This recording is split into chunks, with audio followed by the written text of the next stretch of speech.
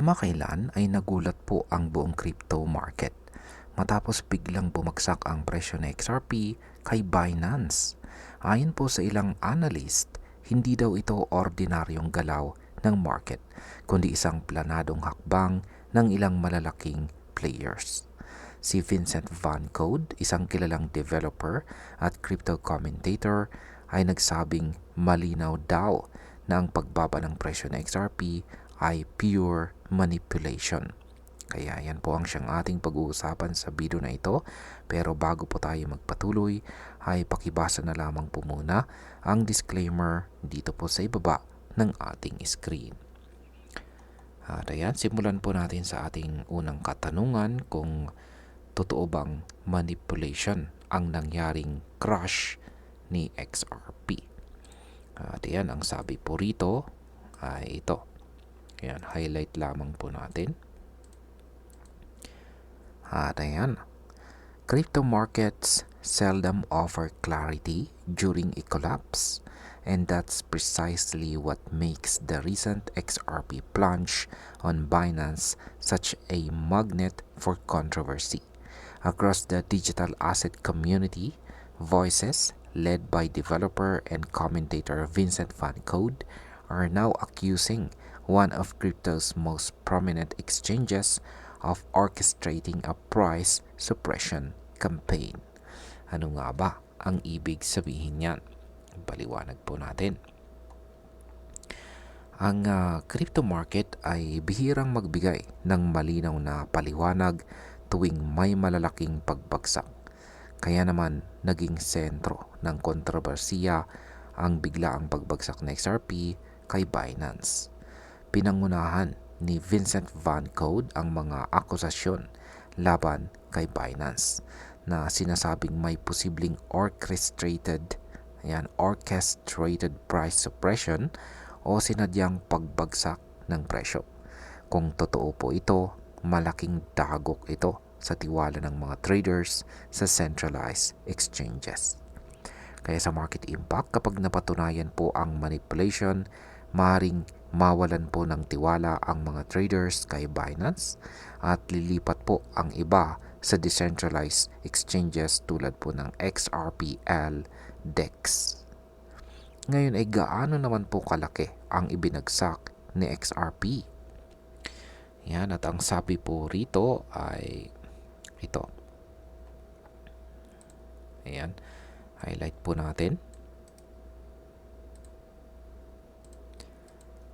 Ayan, on October 10 to 11, the cryptocurrency market experienced high volatility.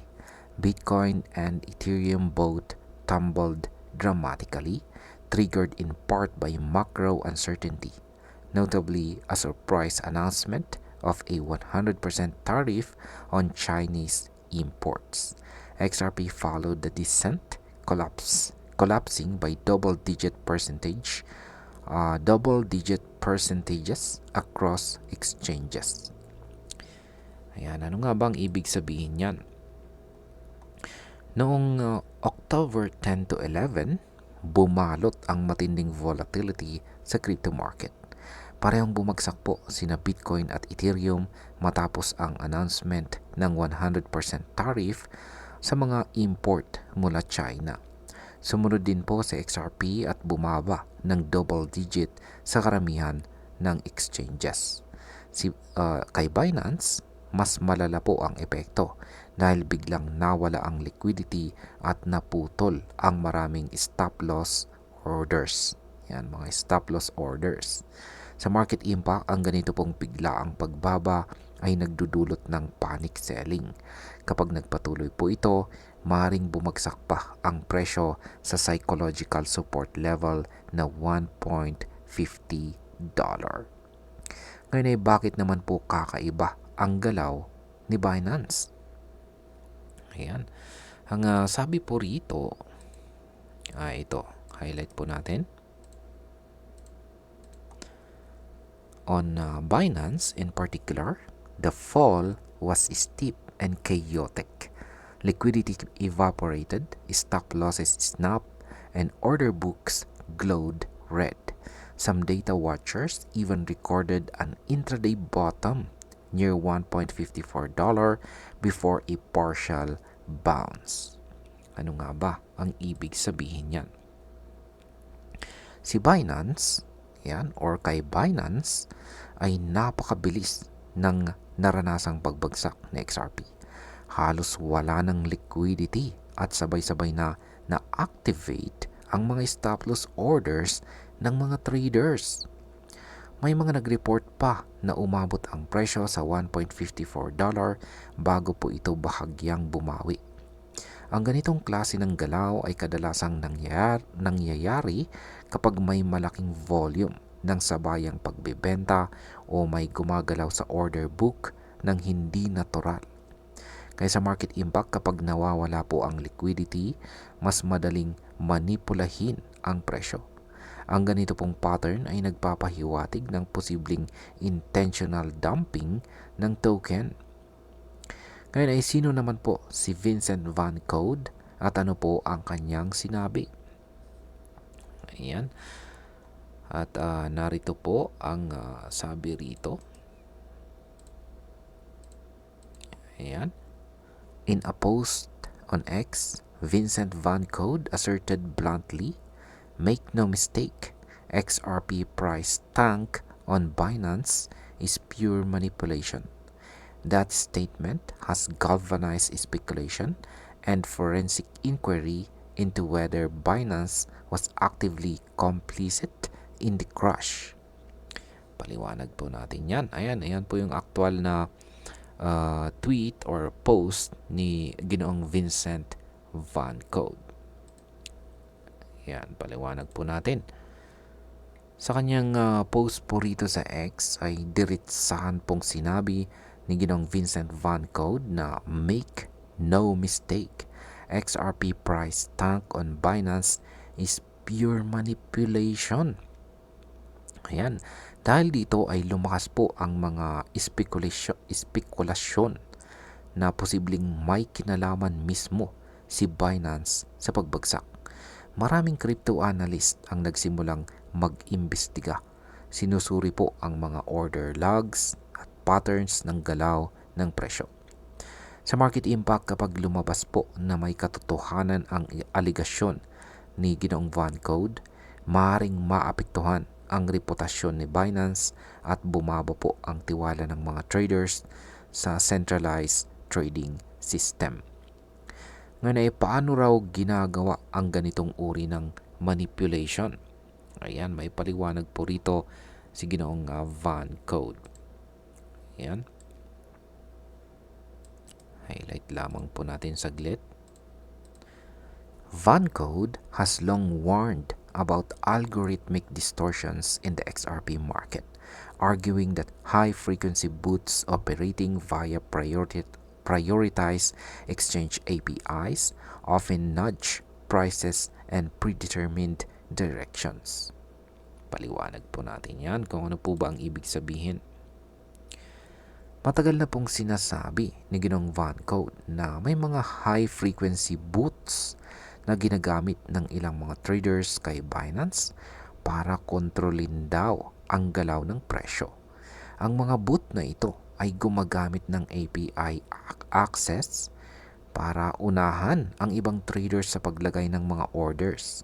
Kapag sabay-sabay po nilang itinulak pababa ang presyo, nagmumukhang natural ang galaw kahit planado ito. Kaya sa market impact, kung totoo nga ito, pwedeng magkaroon ng bagong regulasyon laban sa automated trading na maka-aapekto sa liquidity at trading volume ni XRP. Ngayon ay may ebidensya ba na nagpapakita ng coordinated na galaw? Ayan, at ito naman yung sabi po rito. Ayan, highlight lamang po natin saglit. Critics highlight 3 features here: concentrated sell pressure emerging during low liquidity windows, weekend hours, aggressive order cancellations and spread widening, and repeated timing of drops that coincide with positive XRP developments, only to see the price bludgeoned on Binance while other venues hold steadier. Ayan, ano nga bang ibig sabihin yan? Paliwanag po natin. Ipinapakita po ng mga kritiko na may tatlong palatandaan ng manipulasyon. At ito po ang una. Ang una ay may concentrated na sell pressure tuwing weekend kung kailan mababa ang liquidity. Pangalawa, ito po ay ang biglaang pagkansela ng mga malalaking orders at paglawak ng spread. At ang pangatlo ay ang mga pagbagsak ay lagi pong tumatapat tuwing may magandang balita tungkol kay XRP. Kapag pinagsama, malinaw na may pattern na hindi po basta aksidente. Kaya sa market impact, ang ganito pong coordinated na galaw ay pwedeng pigilan ang pag-angat ng presyo ng XRP kahit bullish po ang market sentiment. Kaya maaaring maantala po ang tunay po niyang recovery. Ngayon ay ano naman ang paliwanag ni Binance? Ayan. At narito po ang sabi rito. Ayan, highlight lamang po natin saglit. Ayan, hindi po siya na-highlight.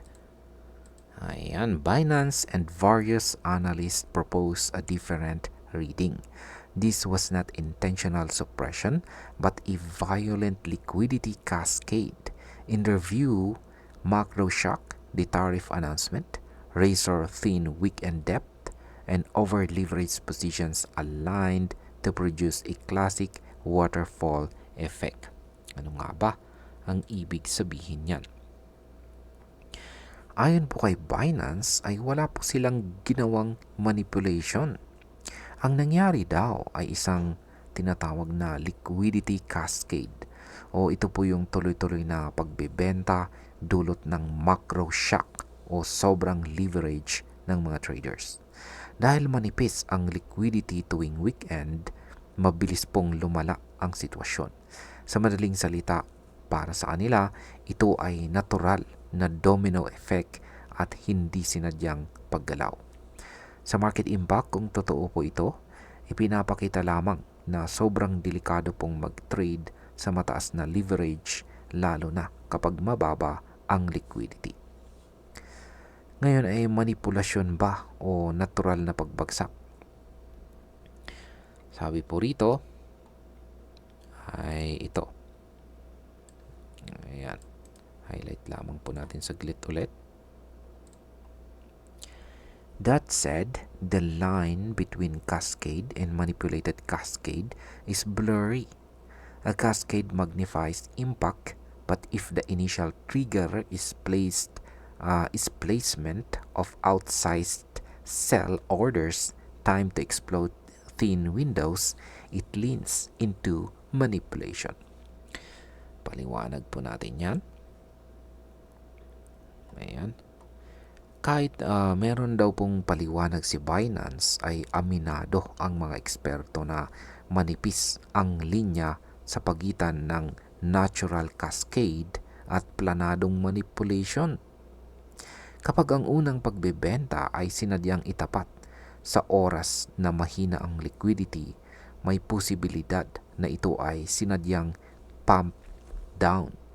Kaya hanggang walang malinaw na audit, mananatiling kontrobersyal ang pangyayaring ito. Kaya sa market impact, patuloy po itong magdudulot ng takot sa market, kaya posibleng manatiling mabagal ang galaw ng XRP sa mga susunod na linggo. Ano naman po ang kailangan gawin para malaman ang katotohanan? Ayan. At narito po ang sabi rito.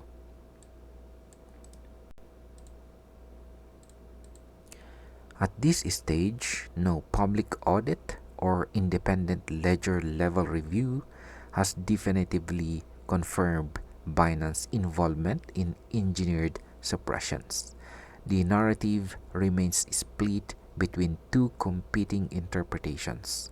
One of orchestrated intervention, as Vancode claims, and one of chaotic market stress. Paliwanag po natin yan. Sa ngayon ay wala pang opisyal na audit na nagpapatunay sa participation ni Binance sa sinasabing manipulation. Nakahati po ang community sa dalawang panig. Ang naniniwalang may orchestrated intervention at ang mga nagsasabing normal lang na stress ng market ito. Ang tanging paraan para malaman po ang katotohanan ay isang transparent na on-chain audit at saka pagbubukas ng trading logs sa publiko. Sa market impact, ang transparency ay makatutulong para maibalik ang tiwala ng mga investors at mapigilan po ang future market manipulation cases. At ayan, bilang panguli, ang opinion ko naman po tungkol dito ay kung susuriin po natin, malinaw na may dalawang posibleng katotohanan. Una, posible pong totoong may manipulation, lalo na kung ikokonekta natin ang pattern ng pagbagsak tuwing may positibong balita kay XRP. Pangalawa ay pwede rin po itong simpleng domino effect ng sobrang leverage at takot ng market. Kaya para po sa atin bilang mga traders at saka investors, ang pinakamahalagang aral po dito ay huwag po tayong umasa lamang sa iisang exchange. Mahalaga rin po ang risk management at pag-diversify ng assets sa mga transparent platforms gaya po ng XRPL DEX. Kung may katotohanan po sa pahayag ni Ginoong Vincent Van Code, dapat magsilbi po itong wake-up call para sa buong crypto community na ang tunay na kalayaan sa crypto ay nagmumula sa transparency, hindi po sa impluensya ng malalaking exchange. Ayan, hanggang dito na lamang po tayo sa video na ito mga ka-crypto. Marami pong salamat sa panunood.